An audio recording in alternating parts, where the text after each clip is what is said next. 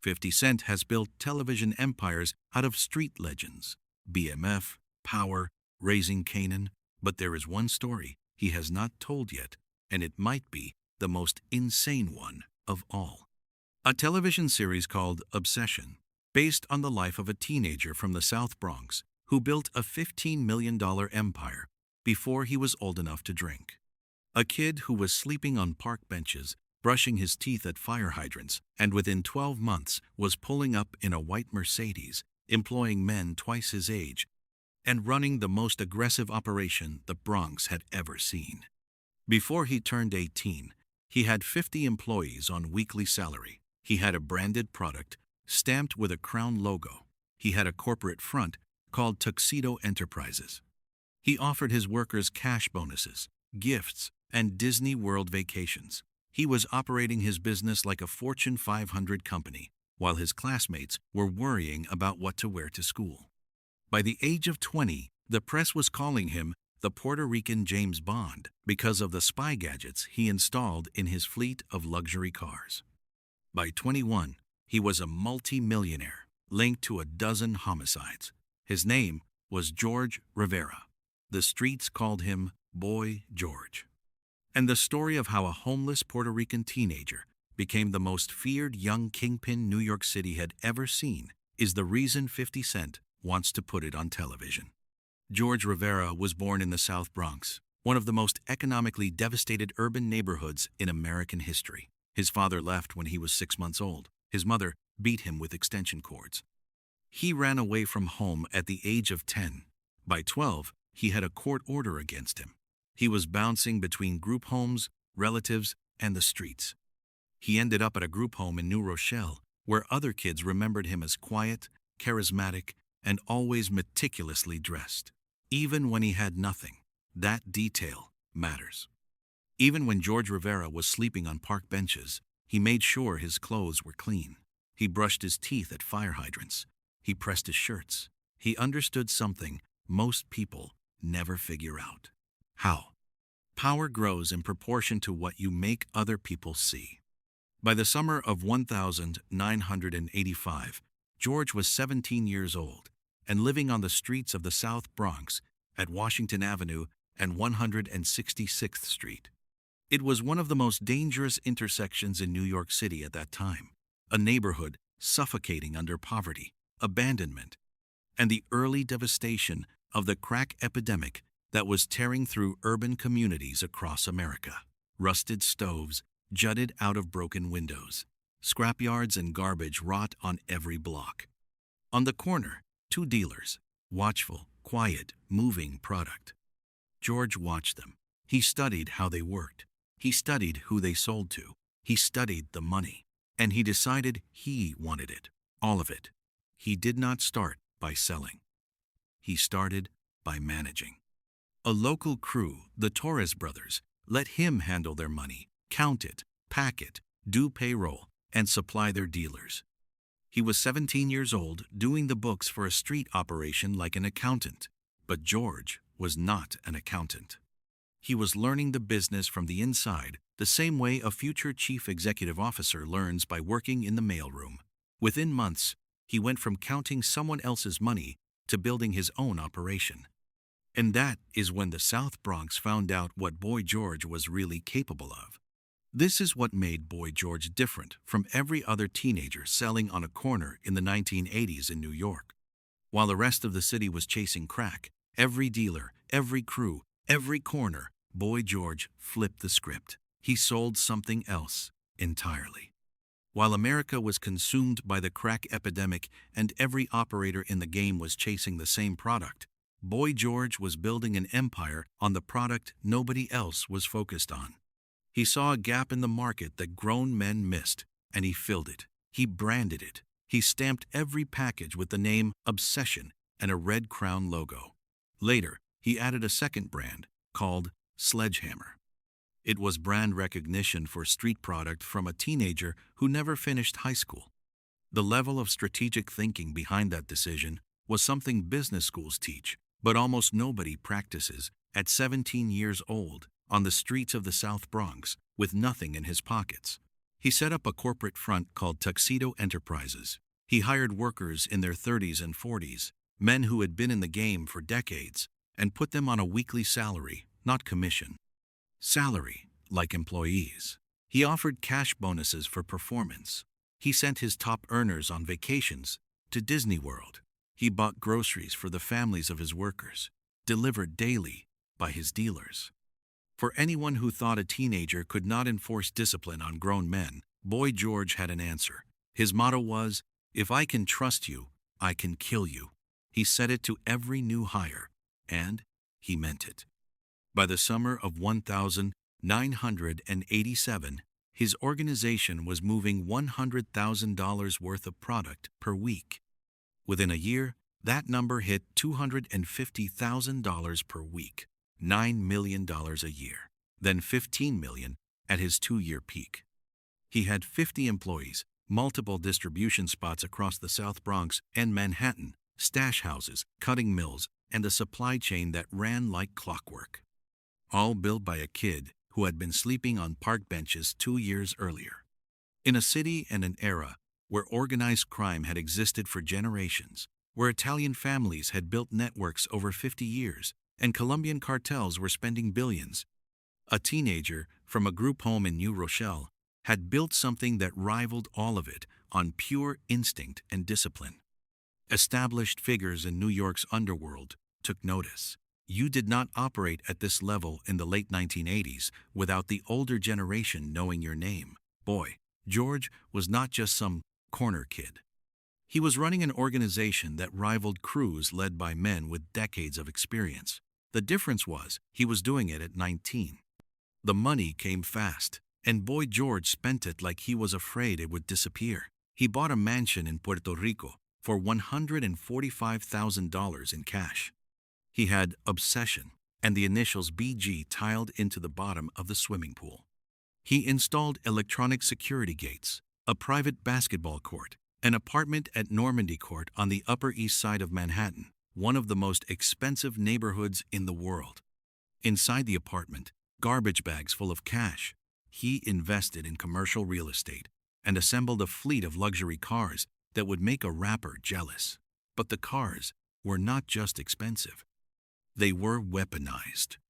A customized Mercedes with $50,000 in upgrades featured a license plate that slid out of view at the push of a button, radar detectors, a strobe light mounted on the rear that blinded anyone tailing him, a device that sprayed oil from the tailpipe onto the road behind him, and a switch that dropped nails from the bumper. And then there was the Porsche, customized for $140,000, with an ostrich skin interior, multiple cell phones, a color television and VCR, a 630-watt stereo system, custom rugs, an ebony finish, and concealed compartments for cash and product. The press started calling him the Puerto Rican James Bond. Boy George later said, "The law would still be chasing me if I had made it to one of my cars the night of my arrest." He sent a girlfriend to San Francisco once just to buy a pair of sneakers that were not available yet in New York. Women across the South Bronx tattooed property of Boy George on their bodies, not because he forced them, because they wanted to. He was 20 years old, a multi-millionaire, the most powerful young figure the Bronx had ever produced. He had turned nothing into everything in under 24 months, and everyone around him knew it. And then he threw a party that would destroy everything. On December 24th, 1988, the yacht Riveranda was docked at the 23rd Street Pier in Manhattan. Boy George arrived at 7 in the evening. Everyone was clapping. 150 people boarded the ship, teenagers in black tie, tuxedos, and gowns on a chartered yacht cruising New York Harbor on Christmas Eve. The tables were organized by spot location. Each crew from each distribution point was seated together like departments at a corporate dinner. Distribution was how the room was arranged. There was a steak dinner, an open bar, and a live performance by a popular rapper of the era. Then came the gifts. Boy George handed his right-hand man $50,000 in cash and a Rolex watch. He gave another lieutenant a customized BMW. He distributed solid gold belt buckles, with each recipient's name inscribed in diamonds to his top managers. Rolex watches and gold were signs of rank within his organization. Fights broke out between rival dealers at the party. At one point, a man was thrown overboard into the harbor. The captain's report described the 2-hour cruise as quite memorable. It was the most lavish party the New York drug world had seen in years, and it was thrown by a 20-year-old kid who 2 years earlier had been sleeping on a park bench. But here is what Boy George did not know. Everything that happened on that yacht was being watched. Federal investigators had been building a case for years, and the Christmas Eve party, with the tuxedos, the gifts, the Rolex watches, and the BMWs handed out like party favors, became the evidence that proved the full scale of his operation. Photos from the party were later introduced at trial. The seating chart that organized crews by distribution spot was essentially a complete organizational map of his entire empire, laid out on table cards. Boy George threw himself a party so extravagant it became the prosecution's best evidence. The violence was real. Boy George was not just charismatic, he was terrifying, and the bodies proved it. Federal authorities linked him to a dozen homicides.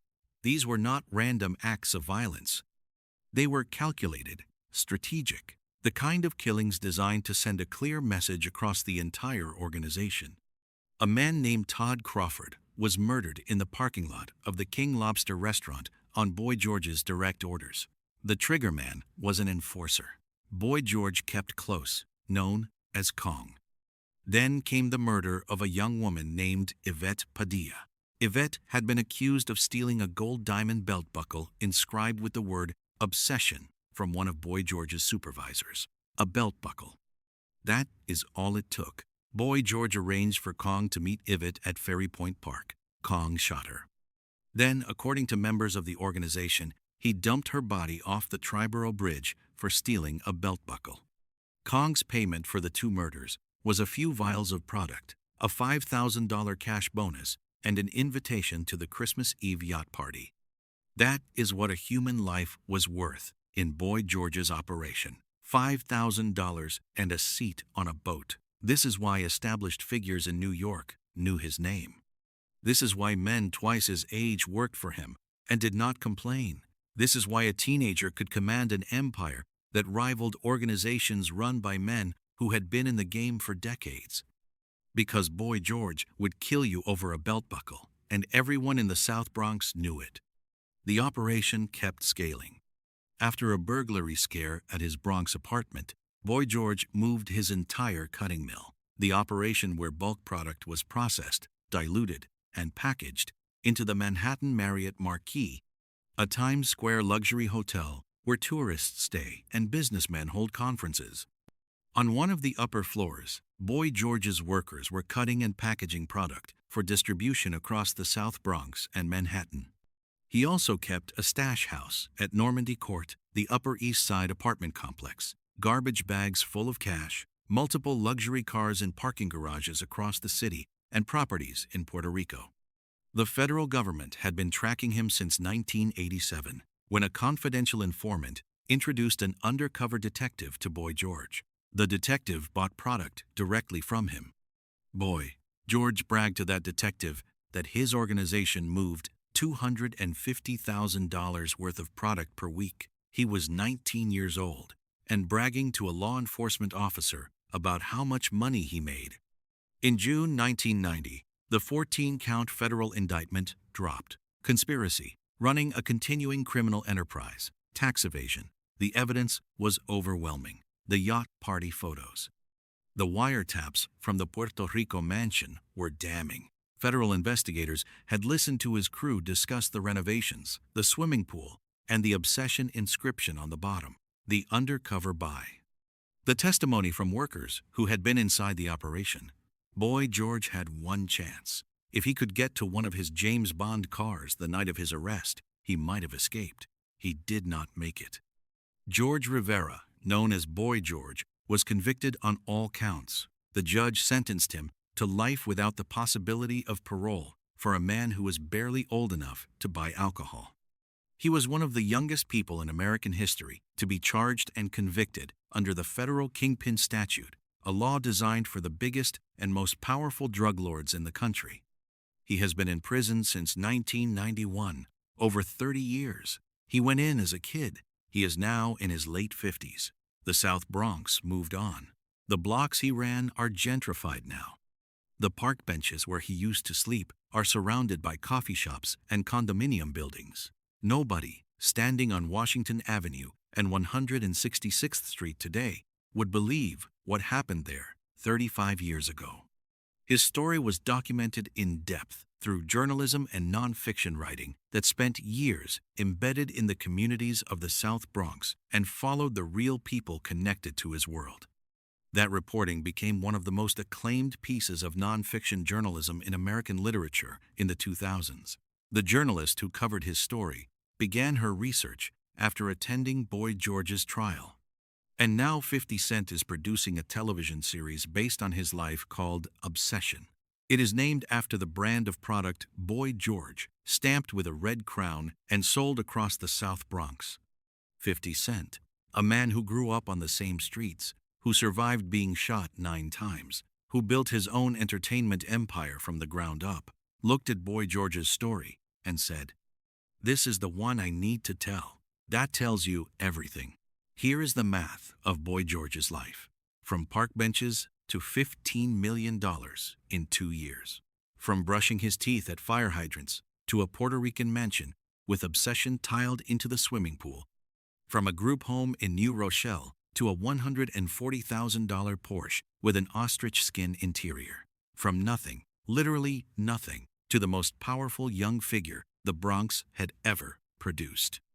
And then, life without parole at age 22. Every dollar, every car, every Rolex watch, every gold belt buckle with diamonds, every James Bond gadget, every garbage bag full of cash at Normandy Court, every steak dinner on a yacht on Christmas Eve. All of it traded for a cell. The Christmas Eve party was the peak. 150 people in black tie, a live performance on stage. Rolex watches and BMWs handed out like party favors. A man thrown overboard into the harbor. And in that room, in those photos, the federal prosecutors would later introduce as evidence was a 20-year-old kid from a park bench who had built everything from nothing in 24 months. He had the whole South Bronx in his hand, and the photos from his own party put him in prison for the rest of his life. Boy George once said that power grows in proportion to what you make other people see. He was right. The jury saw everything.